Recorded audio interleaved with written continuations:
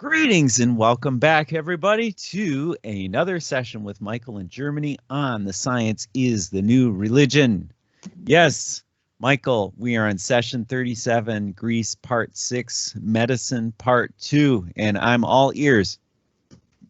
Hello, Brent. Hello, dear listeners. We have to rush through the script because we have so many pages ahead of us, and so that we start there where we have left last time. I don't know when you have heard last time, but last time for us was last Sabbath. As usual, it is Sabbath, the 4th of September. Oh, thank you, Michael. Yes, 4th of September 2021 for the record. 2021, yeah, correct. Yeah. You know, it's so strange, Michael, if you don't mind me adding, you know, YouTube is going through this thing right now. This is great. Check out this cartoon that Michael sent all of us here from a friend of his. And yeah, I wonder why I don't hear the shepherd. Yeah. Mm-hmm. That's such a great cartoon. But anyway, I just wanted to quick elaborate that, you know, isn't it interesting how YouTube is going through this thing where, you know, they're trying to limit everyone's speech on what they can say and what they cannot say. And they're deleting channels that question the official blah, blah, blah, blah, you know, on blah, blah. And that's all, you know what? It's the Gnosticism, man. It's just, Michael, when you research the history behind it, it's just so huge you can't ignore it. But, you know, history's boring, right? Well, yeah, it isn't really boring once you know your Bible, once you're a born-again believer and you start recognizing how doctrine is used and how false doctrine has been used for centuries. And in fact, we might actually hold some of that false doctrine in our bosoms. But what does it say in Scripture? It says that can a fire, how did that go? Can a man take fire into his bosom and his clothes not be burned? God forbid we take fire into our bosom, Michael. But yeah, the sheep listen to my voice. I know them and they follow me. John 10:27. It says at the bottom of this card. Yeah, so the people actually don't have any time to read the Bible because they are bombarded by information on the television on the left or on the laptop in the middle or on the radio, by the radio on the right side, or even with headphones. And so he has absolutely no time to read the Bible or to hear the shepherd's voice. And that's why we are fighting back a little bit. We have to do our work by using the monitor, by using the laptop or using the smartphone, wherever you might hear us. Or even just the little iPod with our audio on it. Mm-hmm. Who knows? Mm-hmm. So after that introduction, last time we were talking about these guys who never existed. That was Asclepius, the man with the staff of the serpent staff, the one who tames the snake. Yep. Yeah. Yeah, looks like a friendly snake, Michael. Yeah, on the outside they're all friendly. Yeah. But on the right side, we got somebody who's a little bit new. She's very old and she never existed also. But let me introduce you on our legend. Yeah. Yeah, sure. Let me introduce you. Her name is Hygiea, and she's got not a planet, but she's got an asteroid. Wow. That's something, huh? That's something. It has something to do with the Greek mythology. All these so-called asteroids, not planet, but a little bit smaller. It's 434 kilometers in diameter, on circumference. I don't know what it is in just. It's about the size of a big island. Yeah. So this is an asteroid of Hygiea. This is her, Hygiea, depicted in Germany. Wow, looks impressive, huh? It looks impressive. What's Hygiea? Well, Hygiea could also be a software. A software? Huh? Yeah, a software about an old ancient kind of goddess. And she's feeding the snake. You see the resemblance between Aesculapius or Aesculap or Esculap or what else and her? Yeah? She's got a snake habit too. And Hygiea, for example, nowadays in 2021, it's a technology, it's an app, an application. Nobody knows what application is. They all call app. Yeah? Hygiea is a health coach who works 24/7 for your happy and healthy life. Yeah, talking about not having any responsible for your own life, you have to use technology, huh? You blinded me with science. Okay, but what is Hygiea actually? Well, the few people here, the distributors of that software, they say that even if you are healthy but looking ahead for improvement in lifestyle, you could need to be with her. So she's a she, not he's a she, but she is she. So she's female, Hygiea. So say Michael, I have a comment about that that statue. There was a photo, a close-up of this so-called serpent, and it looks a lot to me like, doesn't that look like a goose or something? Yeah, like a duck. Yeah. Like a duck. What is up with that? Well, I don't know, but she's usually depicted with a snake. Yeah. Yeah. Right. So let me doing the old switcheroo on us here, huh? You see, maybe the sculptor has a bad day or a Monday. I don't know. Yeah. But or actually he misused his art. I don't know. But Hygiea means a goddess of good health and cleanliness and sanitation. A goddess. Wow. Oh, that's some. It's a 1st century Roman statue of a goddess feeding the serpent. So what's the difference between a serpent and a snake? Actually, both are snakes. A serpent is a large snake, but the word is mostly used in literary context or in history context or in Bible contexts. So serpent means snake. Very important information. His parents are Asclepius. Oh, where do we know him from? Asclepius. Oh, okay. So she's the daughter of Asclepius. She has something to do with that medical household. She has been brought up by somebody who also never existed. So all is blah, blah in mythology. But it's very, very, very important that we see where it all comes from. And now be surprised. In Greek as well as Roman mythology. Baba. You see the mingling of everything together in tradition or in mythology. There's no clean separation between the Greek and the Roman Empire. Once again. One of the Asclepiadae, so the daughter, the sons and daughters of the god of medicine, Asclepius, and his wife Epione. Hygiea was the goddess or the personification of health, cleanliness, and hygiene. It's a very, very utmost important subject these days, let me tell you, hygiene. We wash your brain and you wash your hands, no? Something like that. Hygiea and her 4 sisters each performed a facet of Apollo's art. So I'm not bothering you with the whole context here. Hygiea also played an important part in her father's cult, means religious worship.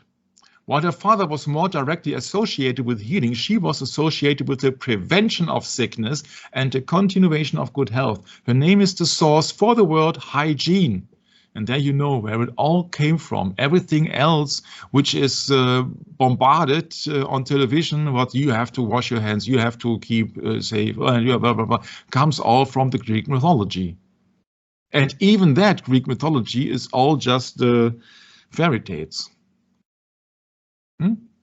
Hygiea was important by the Romans as the goddess Valeturo, the goddess of personal health, but in time she started to be increasingly identified with the ancient Italian goddess of social welfare. You see that it's all is interconnected.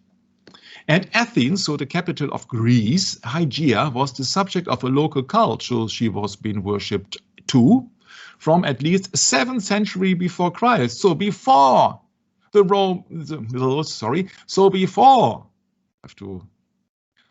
the Greek Empire took over. Meaning, if that is correct, because citation is needed here, got no source for that, but he or she is about to exist even before the Greek Empire took over from the Medo-Persian Empire. Huh? Interesting, huh? How old are these habits? These habits here, and I don't want to make it longer than needed here. There was a plague of Athens, which is also usually nowadays been reported as it could be the smallpox virus. Yeah, so here the plague of Athens was about 430 before Christ, estimated to kill 75,000 to 100,000 people. But you see, we cannot recall which is which, because there were some conditions of unclean water in the old ancient times. So we cannot go into that unless we would have to study that subject, and we don't have not the time to do that. This is just a general overview of where it all started. Yeah, so that people actually, they trusted man more than God in the terms of medicine and in the terms of precaution, because Hygiea means it's about hygiene, so it's about the prevention of getting a disease or getting an illness. If there is any reason at all in this, you see that washing your hands is quite usual and logic, but you can overdo it also, and that would mean that you got a severe more skin problem if you wash your hands too often. But you see that people nowadays, they don't look at that. The thing is that the doctors or the medicine now refer to ancient god called Asclepius and an ancient goddess called Hygiea. Yeah, and so you see there where the demigod as the description of a doctor is coming from. Yeah, this is a website called Doctor's Day Special Viewpoint from Demigod to Devil. Very appropriate these days. So that many doctors, they have a problem. They think themselves of a very big authority against their clients. And so many clients do not have any trust in their doctors, because their doctors, they speak in an old dead language, so-called Latin, not by accident, but for a very good reason, because the Roman Empire took over the Greek Empire, and therefore everybody who seems to be educated is speaking Latin in medicine. That's a very big problem, that the doctors, they don't have any more close contact to the patients, but they don't have any time, and they've been restricted by law, and so they don't take their time, and they speak in a dead language. And many people cannot trust the doctors because they are operating in an antichrist system, in medicine, because medicine, when it comes down to the snake of Hygiea and of Asclepius, means it is an antichrist system. We talked about it extensively last time. So you cannot expect to have a Christian doctor when the doctor itself has to serve an antichrist system, which is the medical system. In the entire world, it is not restricted to Germany or USA or what else. Yeah, so when they are being bound to worship the old ancient Greece goddess, what would you expect if you compare it to the Old Testament and the Ten Commandments? Exodus chapter 20, verse 1, and God spake all these words, saying, I am the Lord thy God, which hath brought thee out of the land of Egypt, out of the house of bondage. Thou shalt have no other gods before me. Yeah. So no Asclepius and no Hygiea. And it gets even worse. Let me assure you. For example, this is the chemical multiplayer, the big player, the biggest pharmaceutical company in the world of the 1930s in Germany and in Europe and in the entire world, called IG Farben. The chemical giant IG Farben Nazi scientists and chemical giant. These were the people who were behind the, yeah, you guess it, huh? The gassing of people and eugenics and all this stuff. This is German, big, huge company, IG Farben. And there was a trial after the Second World War where many of these responsible people who were ordering tests on people, who were ordering euthanasia and gas and genocide, etc., for their own benefit, and there was a trial against them. And interesting enough, I'm not going into the trial now, just look at the headlines of the picture. What's it called? They called themselves, and they have been called, the Council of the Gods, because they choose between life and death. This is just 90 years ago. It's not that long time ago. Council of the Gods. We're talking about scientists and chemicals. Yeah, what to expect, huh? What to expect?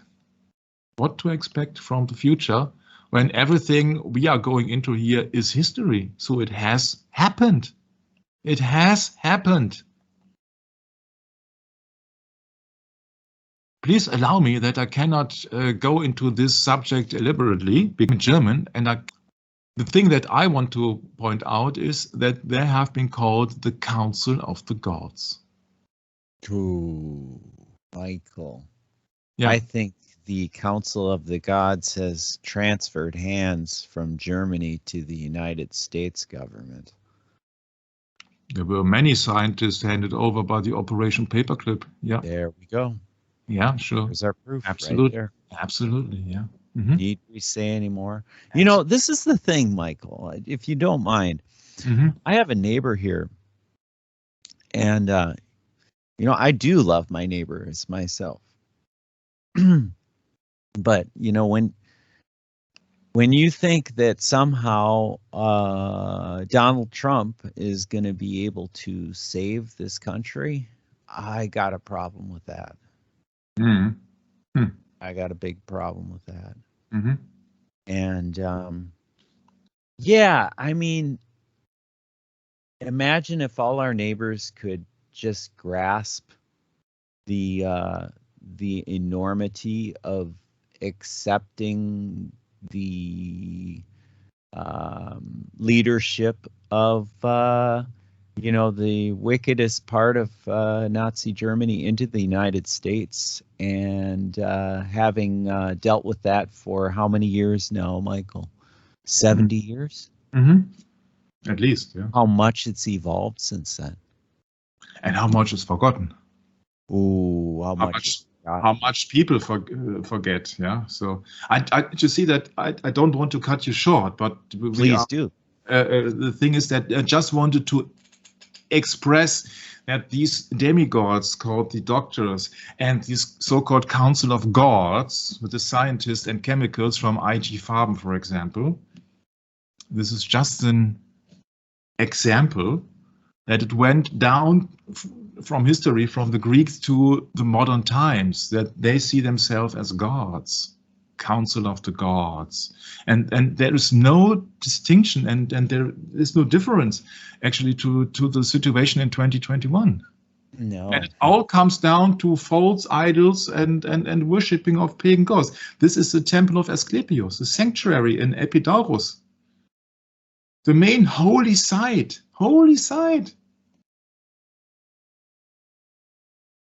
The sanctuary was the rival of such major cult sites at Zeus at Olympia. Yeah? Olympia, anybody? Didn't we had Olympia in 2021? And Apollo at Delphi, etc. You see? If still used by the 4th century AD, the temple would have been closed during the persecutions of pagans in the late Roman Empire, when the Christian emperors issued edicts. Roman Catholic emperors issued edicts prohibiting non-Christian worship. You see, what we are talking about myth. Pausanias described the myth around the foundation of the temple. We are speaking of Asclepius. We are speaking about the guy where all the so-called modern medicine has been derived from officially. because they are using his symbol with the snake around the staff, as well as its religious significance to the worship of Asclepius in the 2nd century, 2,200 plus years ago. This Pausanias described, oh, this is the temple, and accompanied by the doctor Coronis, the mother of Asclepius, we went into that, who all along had kept hidden from her father that she was with child by Apollon. So unfaithful. Okay, so, or not okay. Then she bore a son called Asclepius and exposed him on the mountain called Tition, nipple, at the present day, but then named Myrtion, etc., etc., etc., blah, blah, blah, blah, blah. And then again, when Arcesias, the son of Aristachemosus, nobody can pronounce that name, was healed in Epidaura after spraining himself after hunting about Pindasius, he brought the cult to Pergamon in Asia Minor. Does that remind you of something? Pergamon in Asia Minor? It's the same as Pergamus in Wikipedia. And it's not the ancient town of Crete. Yeah, there are several towns of that name, but we're talking about Asia Minor. Yeah? In Greek mythology, Pergamus was the son of the warrior Neoptolemus and Andromache. It is said, so legend has it, rumors, that Andromache returned to Asia Minor with her youngest son Pergamus, who is there founded the town named after himself. Pergamus or Pergamos is the name of the citadel of Troy in Homer's Iliad. What a coincidence, but once again, Greek mythology, once again. And it is here that the cult of Asclepius was brought to Pergamon in Asia Minor. Now look at Revelation 2 in the King James Bible, Brett. Revelation 2 reads, verse 12, and the angel of the church of Pergamos write, these things saith he, which hath the sharp sword with 2 edges.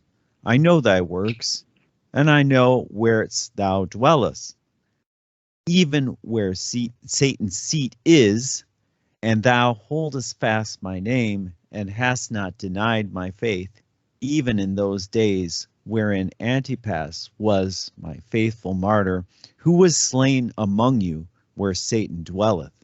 But I have a few things against thee, because thou hast there them that hold the doctrine of Balaam, which taught Balak to cast stumbling blocks before the children of Israel, to eat things sacrificed unto idols, and to commit fornication.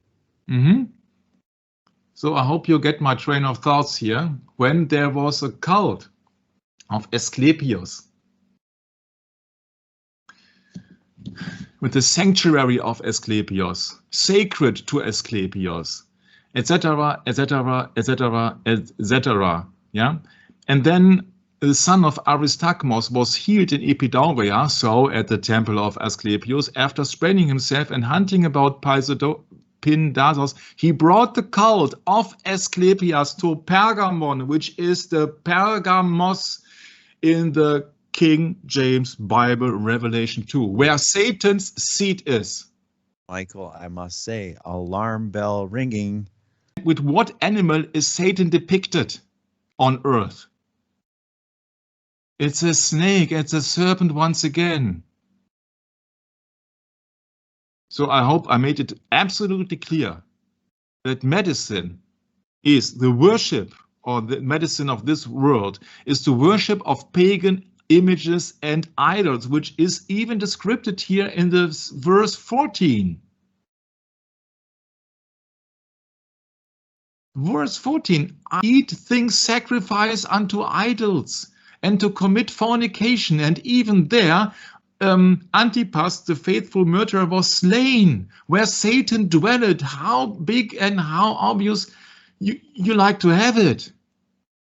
That is medicine. That is the cult of Asclepius also in Pergamos. Please do your own research. That was my research. And I said, bing, bing, bing, big alarm bell.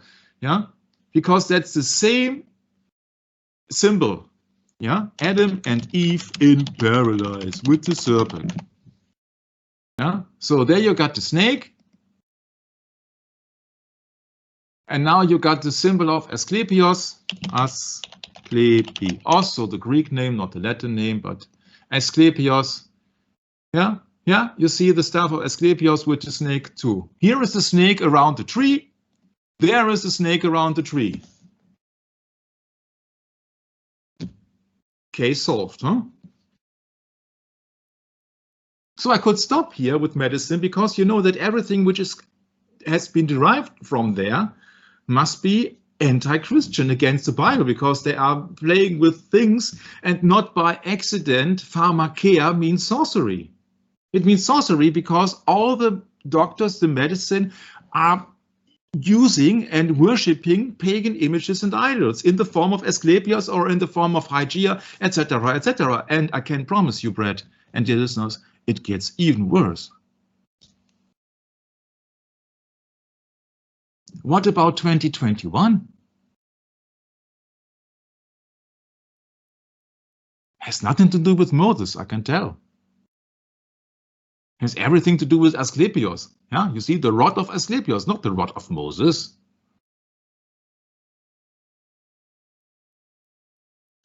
So this is a depiction. Yes.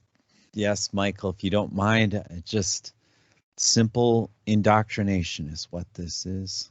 Using the Bible and misleading the people into a different doctrine. Yeah, but the snake doesn't bring wisdom. He brings death. Of course, but that's the subtle trick. That's the subtle trick. Yeah, what about cancer? Cancer treatment. Huh? Chemical cancer treatment also, it's pure poison. It's pure poison. That's also pharmakeia. This is Adam and Eve once again. This is the tarot card 15 called the devil. What do we see here? Adam and Eve with 2 horns and chained. So the devil, huh? The devil. That's all behind what's behind it. This is the Crowley tarot deck. Not by accident, you see here Egyptian mythology. Yeah, and not everything else. Yeah, we could go into the interpretation of it, but you see that Crowley was a world-class Satanist, and also his own students or his the buyers of his book, he's misleading. Yeah, so subtle and so dubious this character was. Yeah. Lucifer plays the role of bringing light. Yeah, okay. You see, Lucifer is the one who brings the light. Ask Lucifer's trust.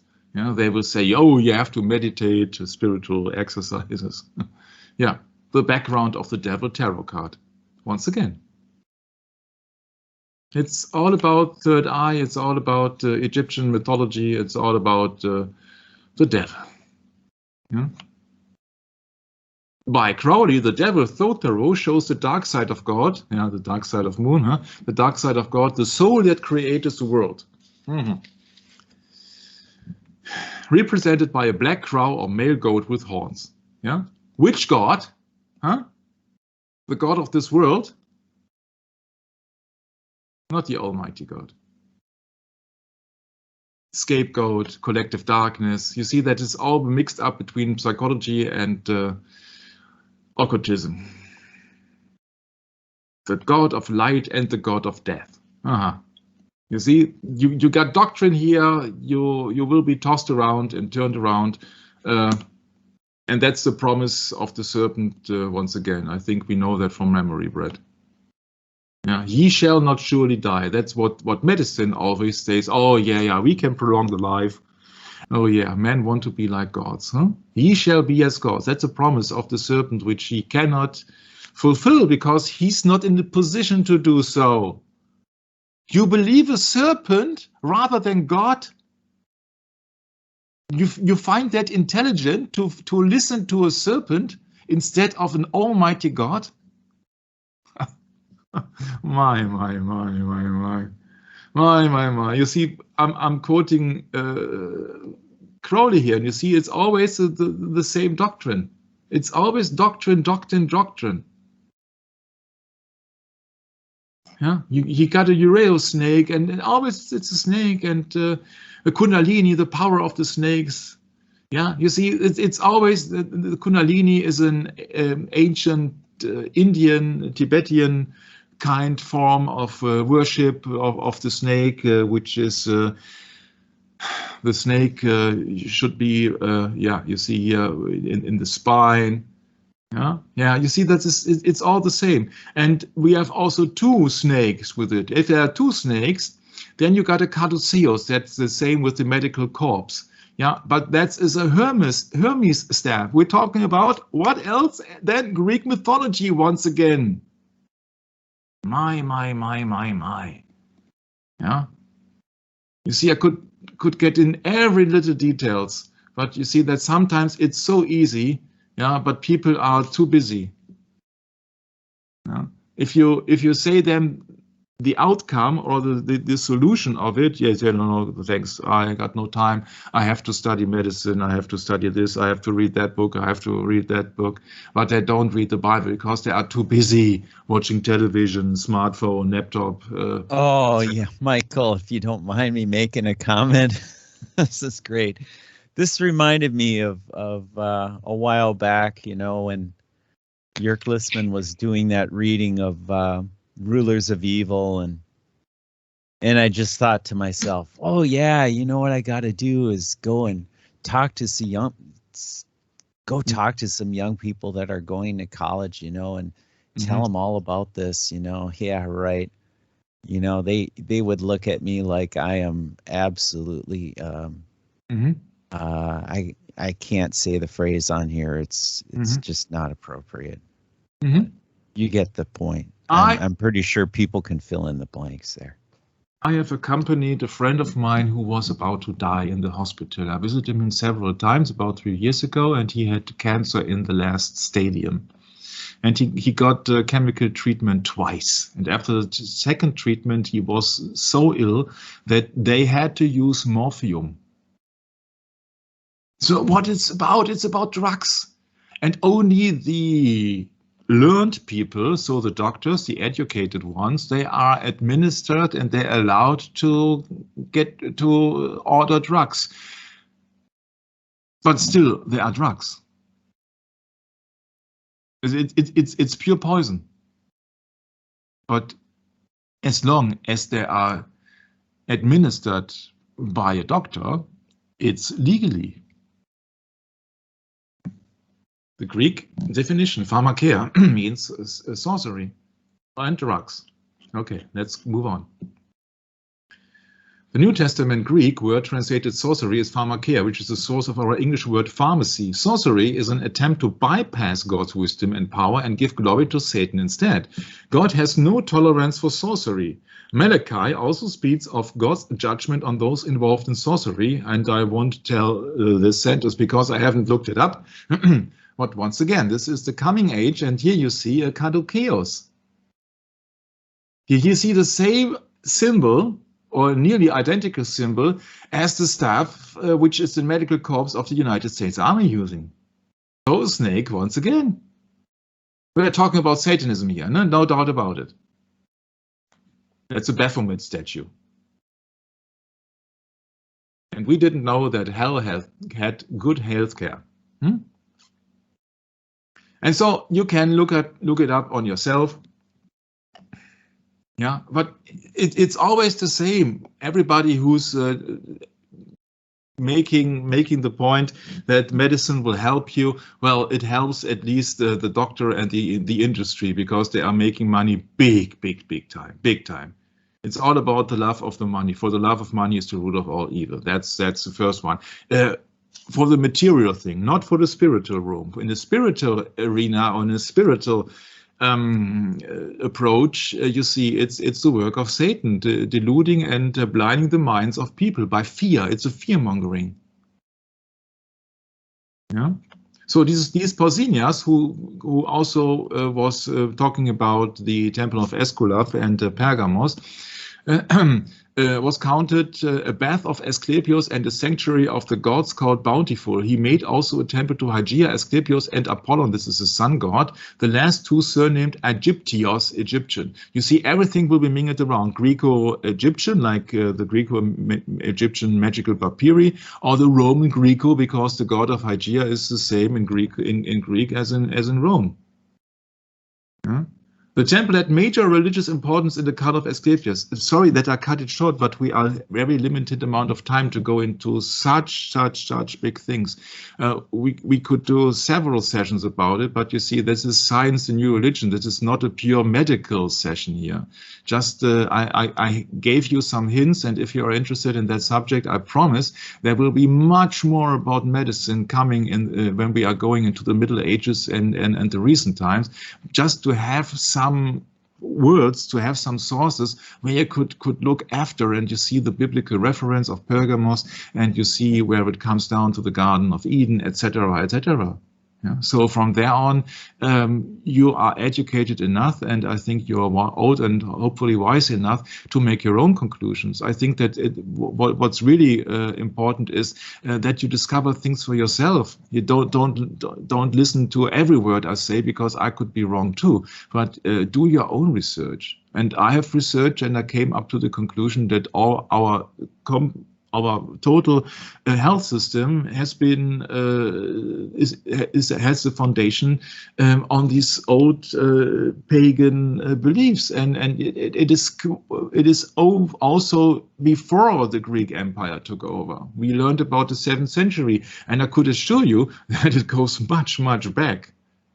Because everybody, even Eve, listened to the serpent instead of God. When the serpent promised Eve, "You shall not surely die," yeah, then what's that other than a consultation that he says, no, God is wrong, and you will not die if you eat this, take this medicine of the fruit of the forbidden tree.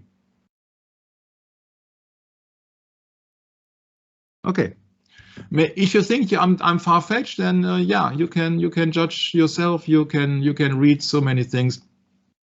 Pausanias, so the writer, described how serpents were considered sacred to the god on the sides. The serpent, including a peculiar kind of a yellowish color, are considered sacred to Asclepius and are tame with man. Interesting, huh? So here's the quote of that book. Pausanias' description of Greece. Okay, let's get back. The temple could not have been in function to a later date than the 4th or 5th century, when all pagan shrines were closed during the persecutions of pagans in the late Roman Empire. You see, not Christian, Roman Empire. Okay, because they wanted you worship their gods. So we talked a lot about a lot of Asclepius, the Greek Asclepius, the Latin Aesculapius, or the Greco-Roman god of medicine. You see, once again, mingled together here. God of healing truth. Oh, I got my problems with that. Yeah, and prophecy, and the mortal princess Coronis. Huh? Ever heard Coronis? The centaur Chiron, which has out of the blue discovered for astrology about 30, 40, 50, 80, 60 years ago, at least in the 20th century, I cannot remember the correct time now, taught him the art of healing, Zeus, the king of gods, afraid that Asclepius might render all men immortal, "Ye shall surely not die," remember, for the Bible, slew him with a thunderbolt. Remember of Luke 10:18 read, "Behold, I saw Satan fall like a lightning from sky," said Jesus Christ. Apollo slew the Cyclops who had made the thunderbolt and was then forced by Zeus to serve Admetos. Yeah, so much the legend. Every time you see Asclepius, he has the snake. Yeah, but you see, the snake here is tame on the outside, on the exoteric, on the esoteric. It's the snake who gives his power to him. Because, of course, he's a god, but when he's a god, why does he need a snake? Oh, this reminds me of the power of influence, Michael. He needs the snake because it is a symbol, yeah, to mock Moses. Yeah, to say that, oh, I'm the pagan one who can heal people. That's my hypothesis, okay? But you see that the snake is the serpent, and the snake is the person or the animal equivalent of Satan on earth. So if Satan possesses a spirit, he possessed the serpent in the Garden of Eden. Serpent with a hiss. Homer in the Iliad mentioned him only as skillful physician, and at Troy, Machaon and Podalirius. In later times, however, he was the father of 2 Greek doctors, honored as a hero and eventually worshipped as a god. Aha! You see, to make it a little bit more realistic, he had to come with the idea that he actually existed, and then he became a god. Why? The cult began in Thessalia, but spread to many parts of Greece. I thought Thessalonica, but I don't want to look it up now.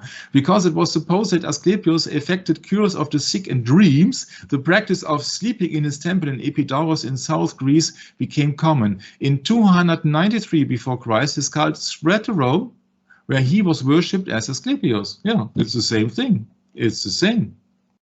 Asclepius was frequently represented standing dressed in a long cloak with bare breast. His usual attribute was a staff with a serpent coiled around it. This staff is the only true symbol of medicine. Congratulations! You are worshipping a pagan god. Images and idols of stone. A similar but unrelated emblem, the caduceus, with its wing staff and intertwined serpents, is frequently used as a medical emblem, but it is without medical relevance, since it represents the magic wand of Hermes or Mercury, the messenger of the gods and the patron of trade. Bam, you got it right in your face. Right in your face. And it hurts, I hope. Hermes is the Greek name of the same messenger of the gods in the Roman Empire called Mercury. Remember Freddie Mercury of Queen? The messenger of the gods and the patron of trade. The magic wand. What does that tell you? The magic wand consists of a staff and intertwined serpents. A tree to make some wise. And Satan used the serpent to deceive the people. Sorcery. A snake, a serpent, nashash. Strong's Concordance has translated it a snake from his hiss, whispering like a magic spell. I'm absolutely sure that Satan used magic, quote unquote, before the Magi existed, magic, sorcery, to deceive Eve. And Eve fell for it. She didn't know magic. She didn't know, she couldn't get it. She couldn't comprehend that was a kind of strange animal who was being so wise. And the serpent was more subtle than any other beasts of the field, because Satan had possessed the animal. So that everybody who has a snake in his symbol, except Moses, who did that on a purpose, everybody here in the Asclepian tribe, means they are using a symbol of Satan which is more subtle than any other beast of the fields. And Eve also lied, but if we would go and do that, we would never finish. It's important to know that this staff of Asclepius is the staff of a pagan god and has a serpent. And the second one is the caduceus. It's a staff, represents the magic wand of Hermes, the messenger of the gods. So, either way around, you're serving a pagan god. It's coming from the editors of the Encyclopedia Britannica. Okay? I'm not making it up. I have looked it up. This is Hippocrates of Kos, also known as Hippocrates, the Greek physician at the age of Pericles, who is considered one of the most outstanding figures in the history of medicine. He is traditionally referred as the so-called father of medicine. Oh, bread.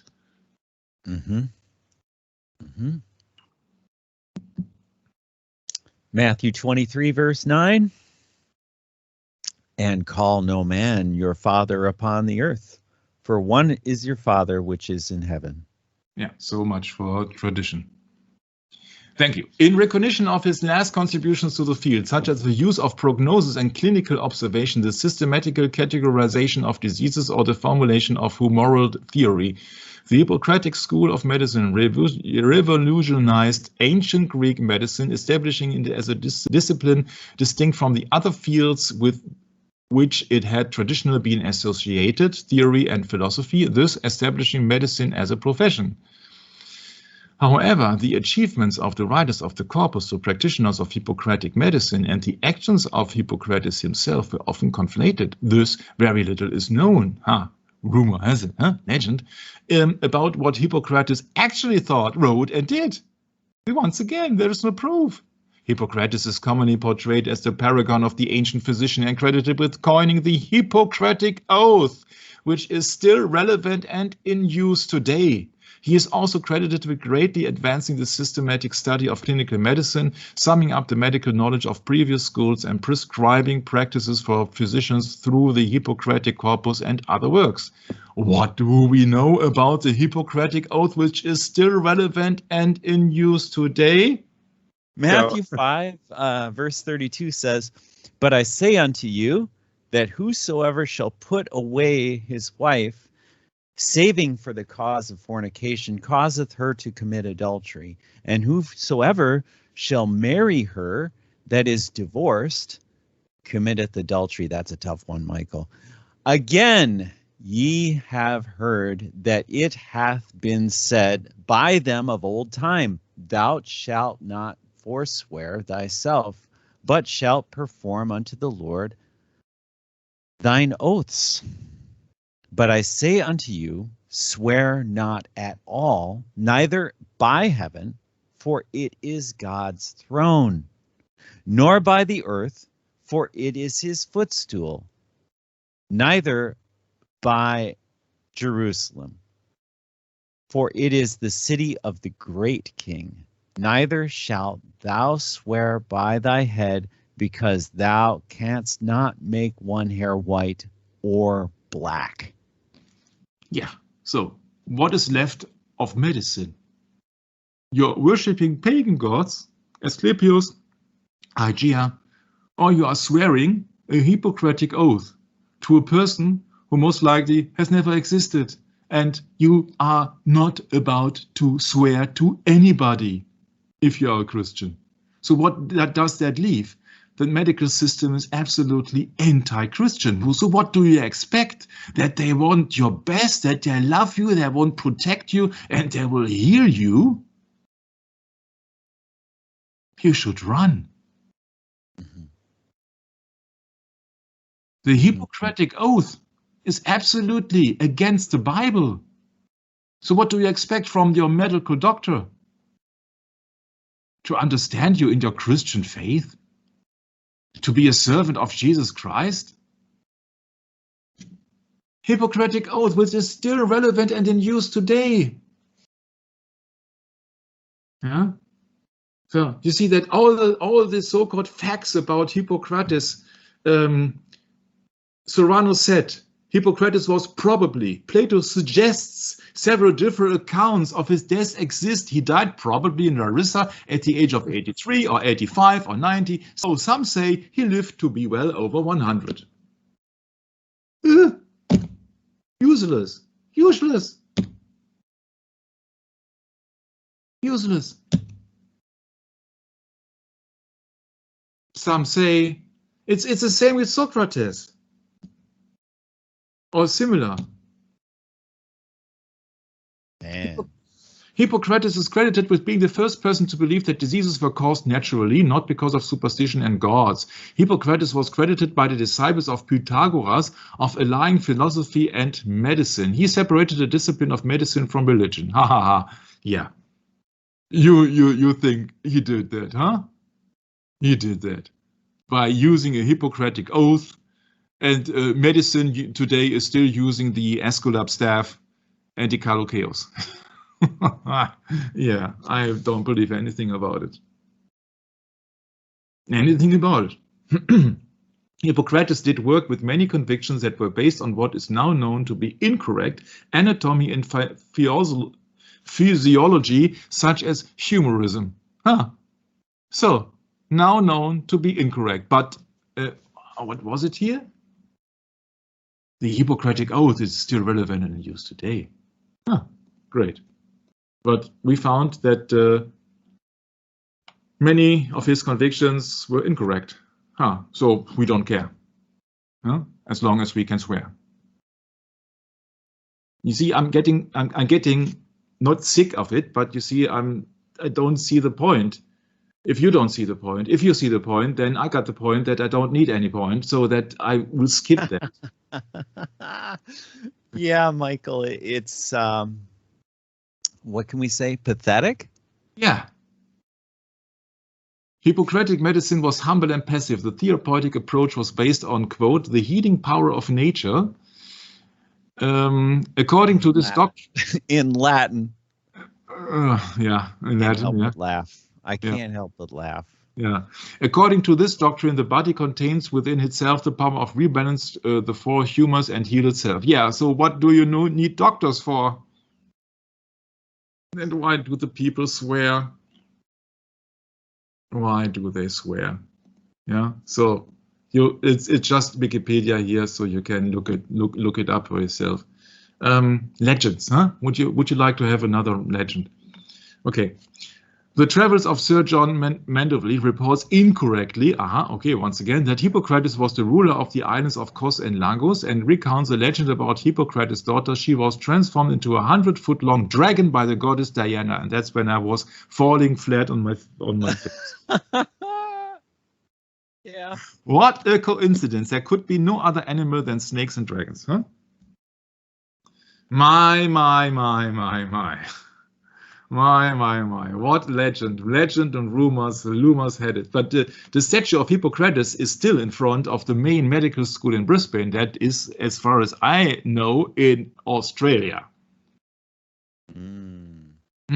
So they are worshipping somebody here. Hippocrates. Yeah, medical school, of course. Huh? Medical school. Okay. So let's skip it here. We have to skip something. We have to work. Well, let's say they're being influenced at the least, and promoted to worship would be more probably accurate, Michael, because I think young people by nature don't sit and worship statues. They don't know it but this is their role model or their idol. You see that? Yeah. Well, it can be. That's right. It's possible, but to say they don't go down, but they are being thrown down to the Broadway because they want to make it in the life, and so they are being bombarded with the number of pagan gods who never existed. Yeah. Yeah. Well, this is the problem, Michael. As we get older, we have less and less tolerance, but the youth are very, happy-go-lucky kind of people. What can we say? And they're going to stumble and fall sometime in their lives. They want to establish God willing. Yeah, of course, they want to establish themselves a position in the society, and so they have to make friends. And how to make friends? Yeah, if everybody is in the same mindset, then you make friends. These are no real friends, but you don't realize that because you are in the mindset of their pagan gods system, of the Antichrist system. Absolutely. That's it. We've all been deceived. We're all born dead in trespasses and sins again. It's like it takes forever, it seems. And that's so obvious. Look at the pentagram of Hygiea. It's so obvious. It's the same as the Church of Satan. So what do we expect? Or the Baphomet. What do we expect with the caduceus and the system and the symbol of Hygiea, the goddess of sanity? My, really? Huh? Back to Hygiea. About graven images, Michael. Yeah. Can you get more graven than that? Then? How obvious shall it be? We are talking about science is the new religion because they sell it as science. Actually, it's worship of pagan gods. Mm-hmm. Of course, they are totally correct if they have administered this poison to that. We see that will kill your disease, but it will kill you too. So is that an art which kills people? Usually I would call it murder. Isn't that interesting right there, the quote that says, Hygiea was used as a greeting among the Pythagoreans. Excuse me, the Pythagoreans. Yeah, health. Yeah, so good. Wishing you health. Yeah, Hygiea. Yeah. And why would they greet like that? So they could say, "Oh yeah, I am professed in the doctrine. Are you? Oh yes, of course. Oh yes, so we can be friends." I promised you it will get worse. Oh, I'm sure. Yeah, please. Yeah. Statues of Hygiea were covered by women's hair and pieces of Babylonian clothes. She was often depicted as a young woman feeding a large snake that was wrapped around her body. Yeah. There are some big snakes. How do they kill? By wrapping. Suffocation. Yeah, exactly. I don't think that is very healthy when you have a big snake around your body. Playing with death, Michael. Yeah, Greco, Gallo-Roman, you see everything is connected. Everything is connected. Yeah. You see if you this is the German portion of the script. Sometimes I was very workaholic here. Yeah. So we are quoting here from Pausanias' description of Greece, 832. At Megapolis, Arcadia, there's a sanctuary of Asclepius with images of the god and of Hygeia.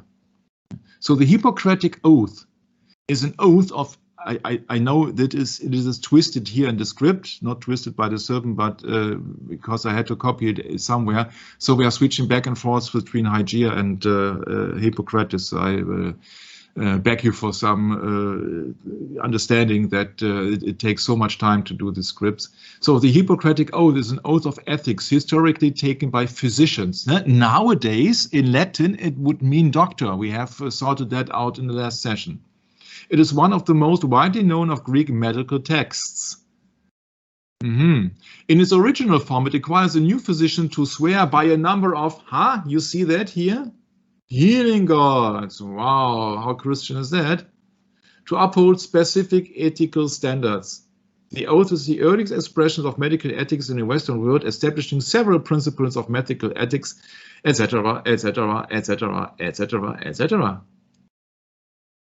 The original oath was written in Iconic Greek between the 5th and 3rd centuries before Christ. So in the time where almost the time when the Greek Empire was ruling the world. What happens now? Polytheism.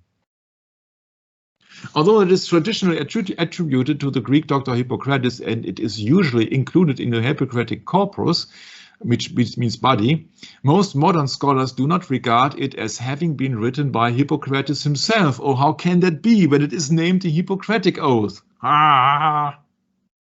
You won't find the truth here. Hello. You won't find the truth in that system. And because everybody is lying to you, is making up, oh, this is a god, this is a goddess, this is a demigod, this is a thing, this is a legend, this is mystery, and oh. This is the very verse of the Hippocratic Oath. And I refuse to read it to you. But I will highlight it to you so that you really see what it is all about. No, that this is the actual, so I'm highlighted it blue. You see, Apollo, Asclepius, Hygeia, Panacea, gods and goddesses. This is what your doctor is doing, and you trust him?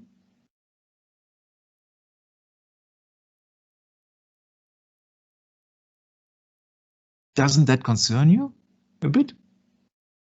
If you compare that with Exodus 20, speaking of the 10 Commandments. Wow, Michael.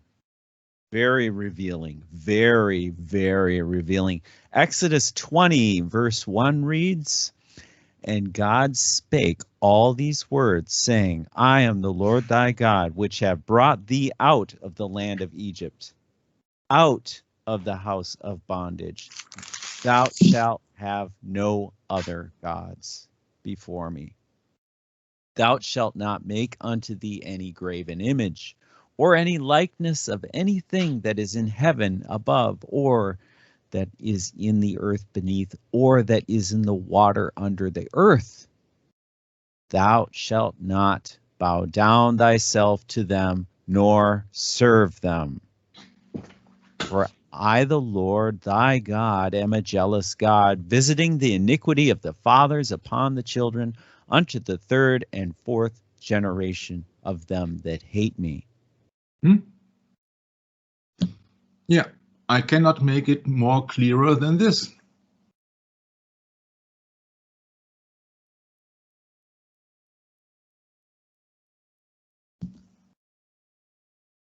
I admit a snake is missing here. Oh, this reminds me of Prince. You remember Prince, Purple Rain from here in Minnesota where I live? Man, family, Seventh-day Adventist, or something like that. I forget. What was he? Was he? I thought it was Seventh-day Adventist. Might be something else. I might be wrong. I haven't checked him out so far. Yeah, it's yeah. People have strange ideas. Oh boy, don't they ever? Yeah, it's a shame, you know. Oh boy. What is it? A Christian country? Oh my, oh my, oh my, oh my. No, it's a deceived country, Michael. In a Christian country, this would not be set up. This would be burned. Nobody would. Yeah. Nobody even would dare to print it. But it's actually but the thing is, Michael, it proves a point. And the point is the doctrine is so bad. It is so bad that people resort to this. Yeah. This is the continuation of the oath. When he is in need of money to share, etc., etc., etc., etc. I will do no harm or injustice to them. Oh, that has a big conflict potential nowadays. Neither will I administer a poison to anybody when asked to do so, nor will I suggest such a curse. Oh yeah. Well, pharmakeia, anybody? But I think the point is clear, huh? That this is a serpent medicine. The new genetics, man into Superman. Oh, that will come up. Because the snake has to fulfill his promise, or wants to fulfill his promise. You shall surely not die. You need a transplantation. You need to be transhuman. What else? I don't know what they will come up in the future, but I think that everybody who has sworn a Hippocratic Oath should be considered not to taken seriously, because he's been sworn or been swearing to an antichrist system. Holy secrets, yeah, in this, yeah, holy secrets in the Hippocratic Oath, yeah. Somebody who has taken medicine very seriously was the Hungarian Ignaz Philipp Semmelweis. I don't think that the name is quite recently. And he said that it's just about washing your hands. Yeah. Problem is that he wasn't very popular in his days, because doctors usually thought that the illness were being created by smells, as far as I have learned on Wikipedia. So he died at the age of 47 in Vienna under unspecified circumstances. You won't find it in the English description, only in the German, during a 2-week stay in a psychiatric clinic, Döbling State Insane Asylum near Vienna. Numerous contradictions and inconsistencies indicate, in addition to the exhumation report from 1963 and the motives for its removal, to arbitrary psychiatric treatment and a subsequent homicide. But a doctor would not harm anybody. Or would he? Would he? If you're not according to the current doctrine, you have a severe problem.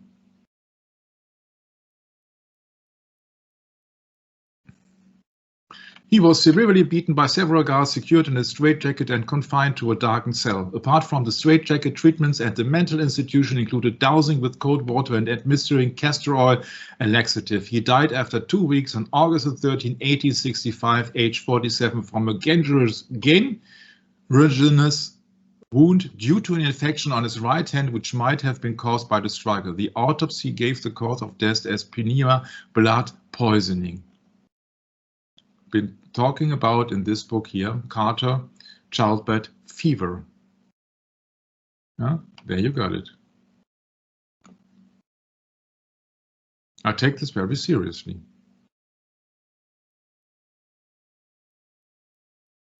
The dirt of hand washing. So it's about Hygiea actually. So the doctors or the people who have brought him into the mental asylum, they didn't know about hand washing in Hygiea? I thought they were all into the medicine. The tragic death behind a life-saving act. So this is just a forecast for the things to come when we have left medicine and we are going on to the path on the Middle Ages until the recent time, how problematic it is when you are against the actual doctrine.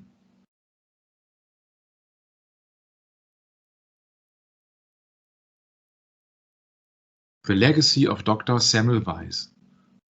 Somebody who took sanity and somebody who took Hygiea very serious. He said, God only knows, he said, I don't know which God, God only knows the number of patients who have gone to their graves prematurely by my fault. Because he discovered that doctors who have previously treated and observed and touched corpses, dead corpses, then went on to a birth of a child, and many childs died because of approximately bacteria. And he advised people to wash their hands when they come out of the morgue. And then when a woman has delivered a baby. That's it. That's not very I'm not sure. This is not outlandish or extraordinary. This is quite usual. This is logical thinking. You don't need a medicine certificate to come up with this. Yeah, but then he was delivered in the mental hospital and most likely killed. Most likely killed. In the mid-19th century, doctors were routinely performing autopsies and then examining mothers or delivering babies, all without washing their hands. My, haven't they heard about Hygiea or what? So he developed a hand-washing technique using a chlorine solution, which he insisted that every person, student and physician working in his ward used to rinse their hands. Yeah, that's it. And I don't like these indications everywhere because they can easily be manipulated. But allegedly, after he invented the chlorine hand wash, the number of dead young babies or children, especially, they dropped significantly. Okay, just a foreshadow of the things to come. Semmelweis with the Pentagon, great. But nevertheless, it is very actual because you see that we are being ordered to wash our hands. Huh? Yeah. Within 2 weeks in the mental hospital, Ignaz Semmelweis, the tortured godfather of hand washing, died of generalized sepsis, the same kind of infection that took the life of countless women who had died at Vienna General. He was 47. And very recently, he was the subject of a Google Doodle because everybody's into washing their hands nowadays. But nobody, or almost nobody, except me or we, are talking about the murder of Ignaz Semmelweis, or of Hygiea, or of the Hippocratic Oath. Because people are too busy. sometimes I'm a little bit desperate because you see that what I am coming up here with should be general knowledge. It's not far-fetched and it's not easy to research. Mm-hmm. That's true, Michael. It isn't easy, but it sure is worth it. You see, the creation will be mocked by E.T., even by Steven Spielberg. E.T., the extraterrestrial. Like a finger from a god. Isn't that obvious, the symbolism? And now then unite to prevent and unite to cure, exploring the mind, body and soul with the Vatican Conference in 2021 with the flag of the Vatican or the two keys of the Vatican. So it has been sealed with the key of the spiritual and the material. Power. Unite to prevent.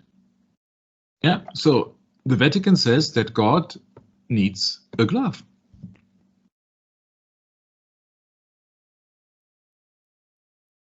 Isn't that shocking? Even if you would be, I don't know, Orthodox, Roman Catholic or what else, that the Vatican actually depicts that God needed a glove or needs a glove in these days. What is that kind of a God who needs a glove? People should be outraged by this poster, but I don't see or don't hear anything about it because the media is controlled, we know. But I would be outraged if I would be in the Vatican and I see that kind of symbolism where I'm absolutely sure that this resembles that picture here, the creation of Adam. Well, Michael, thank God you're not in the Vatican. Thank God. Oh, yeah. I feel sorry for the poor souls that visit that place. I really do. Because guess what? I visited there too. And I was totally ignorant. This picture speaks for itself.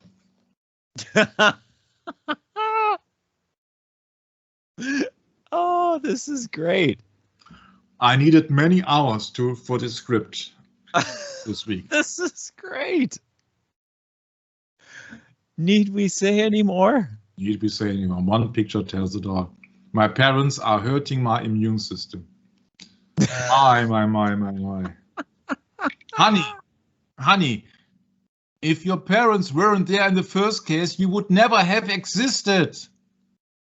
My. Never mind the commandment that says to honor your mother. Yeah, that too. Your parents, I mean. My. Yeah, you see, Alexandria was the main city of the Greek colony, of course, where all the wisdom was in the books, or the so-called wisdom. Egyptian histories relate that in the time of Ptolemy, Philadelphos, the historical pharaoh of Egypt, they were brought from Ethiopia to Alexandria 2 live dracones, and that one of them was 14 cubits long, the other 13, and in the time of Ptolemy Euergetes, 3 were brought. One was 9 cubits long, the second 7, and the third snake 1 cubit less. And Egyptians assert that they were tended with great care in the temple of Asclepios. 2 live dracones. Dracula, anybody? Dragons in Greek mythology, I looked up today. The word dragon derives from the Greek drakon and its Latin cognate draco. Ancient Greeks applied the term to large constricting snakes. Isn't that interesting? So snakes means dragon. The Greek drakon was far more associated with poisonous spit or breath than the modern Western dragon, though fiery breath is still attested in a few myths. And there is also a female draconia. Hi there, I'm a she-dragon. Now you see where it all leads to. It has everything has to do with the snake. Otherwise, the Greeks are not satisfied. It must be a snake because only the snake gives wisdom. Yeah, the only thing you get from the snake are dead idols and images to worship. No, I find it so obvious. Every time I go into somebody, be it Hygeia or Asclepios or what else, yeah. Every time it's the same. Temple of Asclepius, snakes, and in Greek they are called drakon, like a dragon. Yeah. And they have philosophy and Ptolemy, and Claudius Ptolemy was a mathematician, geographer, and astrologer. In Greek, Claudius or Ptolemaeus. We could go endless in the things, and also this is the Greek, this is the Alexandrian library. I think we have covered that. This is Ptolemy. Let us finish. Let us finish here. I think I have to look it up if something is. Oh, this is yeah. This has been copied twice. This is very good, so that we can save a lot of time. Yeah, we did it. We did it. The Hippocratic Oath. I swear to Apollo. Yeah, great. Yeah. And that's the interpretation. Yeah, this is the oath. Yeah, you see it here.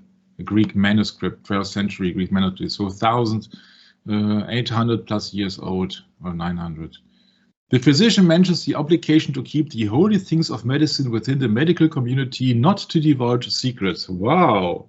Now you know why you don't know the consistence and the ingredients of the vaccines. Physician is Greece, means doctors in Latin. Holy things. Oh, isn't that kind of a worship when you are speaking about holy things, Brett? Yeah. Must be. Veneration, yes. It also mentions the special position of the doctor with regards to his patients, especially women and girls. Yeah. Providing poisonous drugs would certainly have been viewed as immoral by contemporary physicians if it resulted in murder. However, the absolute ban described in the oath also forbids euthanasia. Several accounts of ancient physicians willingly assisting suicides have survived. And now, providing poisonous drugs would certainly have been viewed as immoral by contemporary physicians if it resulted in murder. Okay. So, why do you have to put your signature to a doctor before he treats you or he is operating you? You see, this whole system is rotten to the core. The oath has been modified numerous times. Oh, great. Oh, we need another modifying. Oh, we need another law. Oh, we need another extension.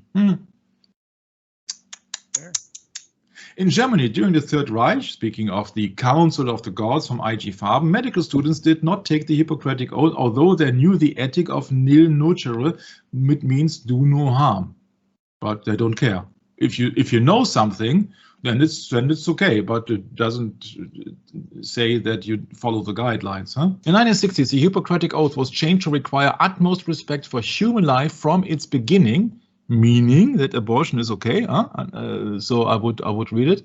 It's not okay for me, but for them, making it a more secular obligation not to be taken in the presence of any gods, but before only other people. When the oath was rewritten in 1964 by Louis Lasagna, academic dean of the School of Medicine at Tufts University, the prayer was omitted, and that version had been widely accepted and is still in use today by many US medical schools.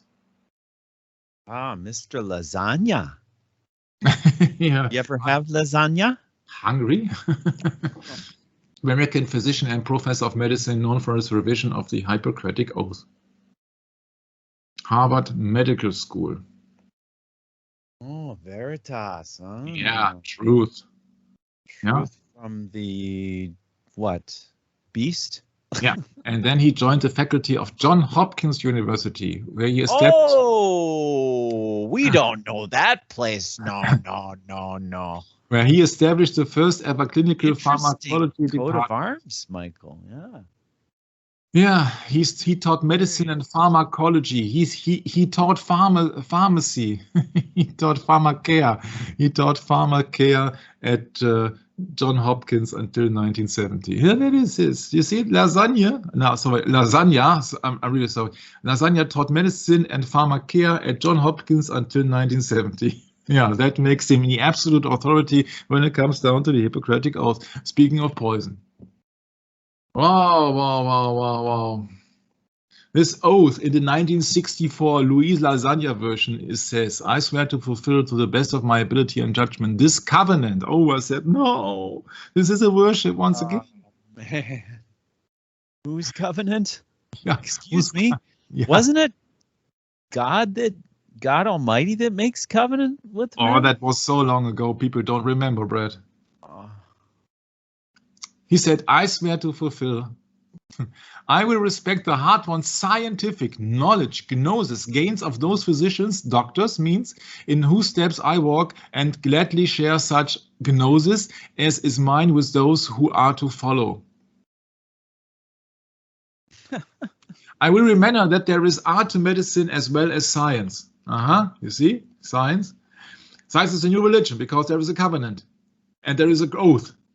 And it has something to do with Hygiea and with Hippocrates and with Asclepius, etc. Isn't that interesting there, what that sentence you skipped over where it says nihilism? You know, why would we need nihilism? Yeah, when it's all comes Is down. it a therapy? They're applying nihilism as a therapy? Mm-hmm. It is impossible to cure people or societies of their ills through treatment. So it is absolutely in vain.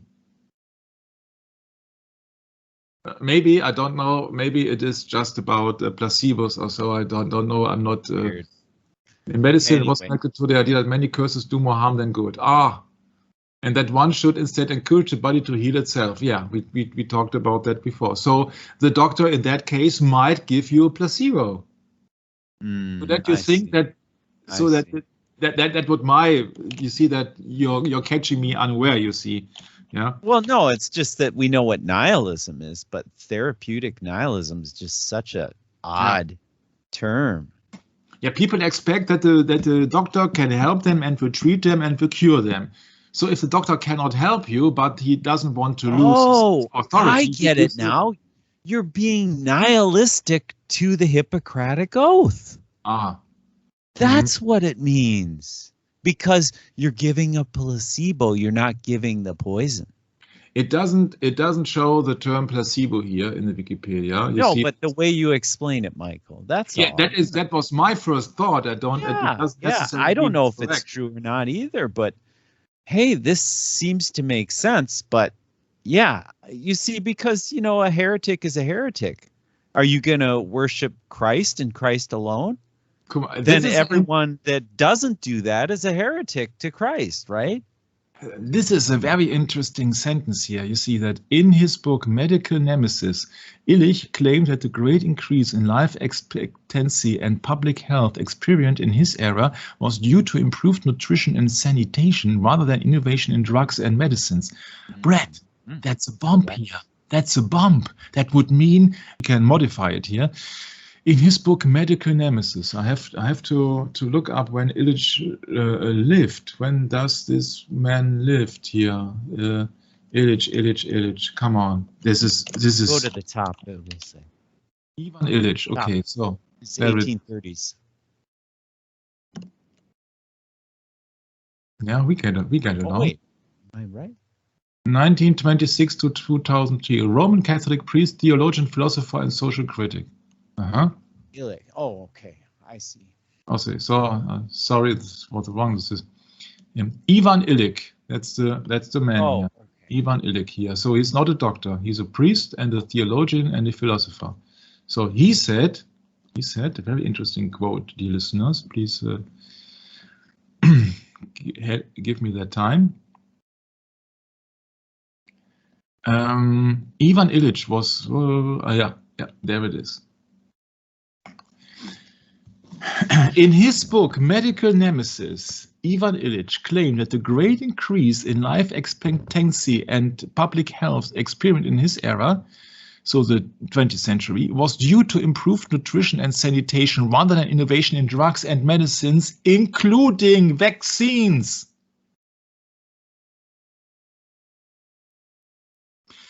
Because most pestilences, etc., they occurred when there was no sanitation and and very bad nutrition, if there would ever be some nutrition at all. Speaking about the Spanish flu, for example, at the end of the First World War, where sanitation was an all-time low and nutrition shares the same fate. It's a very interesting, might be a very interesting book, that Medical Nemesis. He also believed that there was an excess of physicians, surgeries, and prescriptions. Very interesting. I just found it. Sorry, I just want to share that. Didn't want to prolong the session, but I just found that. So you see that now the gods have been excluded here. So they were included, now excluded. Now it's about scientific. Thanks to Mr. Lasagna. I wanted to. No, lasagna. Yeah, lasagna. It's hard to pronounce for me sometimes. Yeah, that is a very interesting quote, I think. By the way, I'm not too much into lasagna anymore, Michael. It was more of a youth thing, I think. Yeah. First of all, no oath is necessary if you have sworn allegiance to the Jesus Christ. Yeah. Yeah. So Jesus Christ says, "Do not swear." So correct. All the people who are swearing the Hippocratic Oath in one version or another are no Christians. Yeah. But we're not living in antiquity, because in antiquity the punishment for breaking the Hippocratic Oath could range from a penalty to losing the right to practice medicine. Sure. There is, for example, a white coat ceremony. To be conducted by a tribunal, I suppose. Huh? Yeah, you see that in the nowadays also there is a white coat ceremony, a ritual in some schools of medicine and other health-related fields that marks the students' transition from the study of preclinical to clinical health sciences. At some schools where students begin meeting patients early in their education, the white coat ceremony is held before the first year begins. It's an example of a matriculation. A ceremony means a religious ritual. The ritual is a recent invention, first being popularized in the 1990s. Isn't that something? A rite of passage, a layperson, and is similar, according to some, we do not know who some is, but put it in blue. white coat ceremony and options here. I could go on and on and on and on and on on that subject here. Yeah. So, according to some, speaking white coat ceremonies from this source here, white coat ceremonies have taken on a quasi-religious significance which symbolizes a conversion of a layperson into a member of a healthcare profession and is similar to a priest ordination to the priesthood. Alarm bell ringing. What did we say? Religion is the new science, or science is the new religion. Yeah. It's right here in the face. It is. Although it is notable that the white coat is a recent adoption by the medical profession. However, in many medical schools around the world, students begin wearing their white coats during the first year anatomy class, so there is no official white coat ceremony. Then why is there a Wikipedia entry if there is none, huh? Sorry, but you see that sometimes people contradict themselves. Huh? Humanism and medicine, yeah, and you swear an oath. Yeah. Oh my. I think we have to finish it. Yeah, there we go, Michael. Humanism. Oh, we have forgotten the Declaration of Helsinki, a set of ethical principles regarding human experimentation, developed in 1964. Oh, wasn't it the same year that Mr. Lasagna then modified the oath of? That sounds familiar. Yeah. Sounds familiar for the medical community by the World Medical Association. So it's a big club, and we're not in it. It is widely regarded as the cornerstone, document on human research ethics. Yeah, but it's not legally binding. Yeah? So we can promise a lot, but we won't fulfill anything. And there also is the Nuremberg Code, a set of research ethic principles for human experimentation created by the USA. As a result of the Nuremberg trials at the end of the Second World War, that was the case and the court and the time and the place where they had the trial about the Council of Gods of the IG Farben, by the way. So there's also a code about human experimentation and rituals, etc., etc. I think you will not be surprised when you learn that the Hippocratic Oath was also part of a Hitchhiker's Guide to Galaxy episode. But you see, there are numerous oaths for scientists. Yeah, oath. Yeah, so unchristian. Skip it. Skip it. Skip it. Skip it. Skip it. Skip it. Skip it.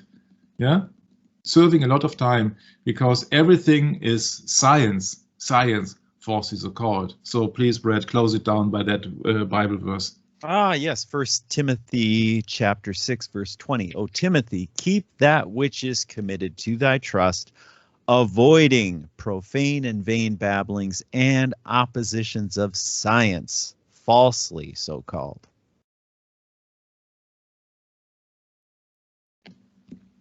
Thank you very much for having me. I hope that we could make some prolific points. And don't be blinded with science, because they try to blind you with science, which is in fact religion. And to blind someone with science means to confuse by the use of big words or complex explanations. Thank you very much for having me. God bless. I'm handing it over to my beloved brother Brett. Isn't that something, Michael? I've got Proverbs chapter 6 in front of me, and I think I would like to close on this. Proverbs chapter 6, verse 20. Let's start there and continue in there for a moment. Verse 20, Michael. My son, keep thy father's commandment, and forsake not the law of thy mother. Bind them continually upon thine heart, and tie them about thy neck. When thou goest, it shall lead thee. When thou sleepest, it shall keep thee. When thou awakest, it shall talk with thee.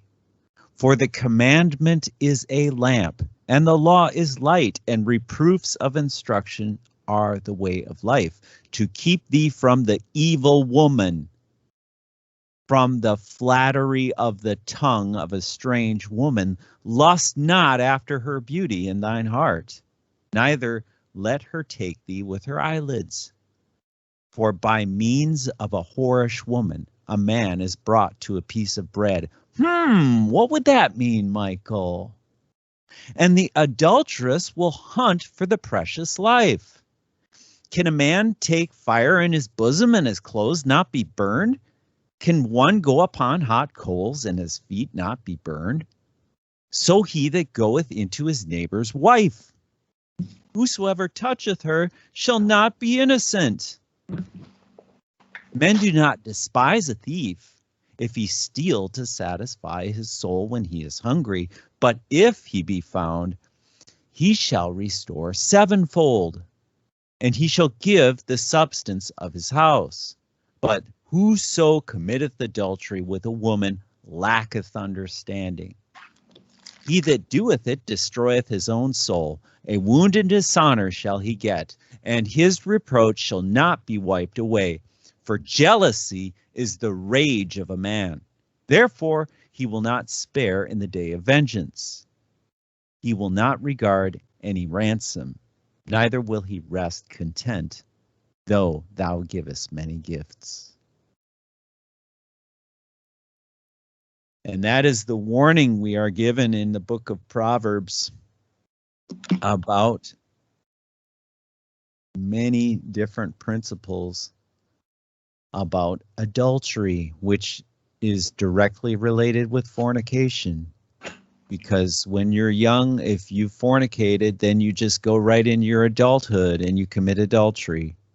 It's a big problem, and it comes from lust. It comes from the eyes, Michael, as we discussed in the beginning of the session.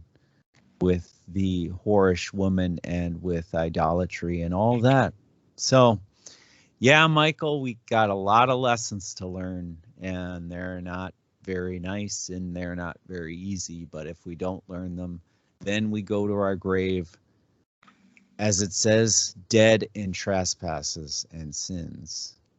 And I think that's a very troubling place to be. And I hope you, dear listener, are willing to take the time and to walk on the narrow path away from false teachings dealing with the Bible.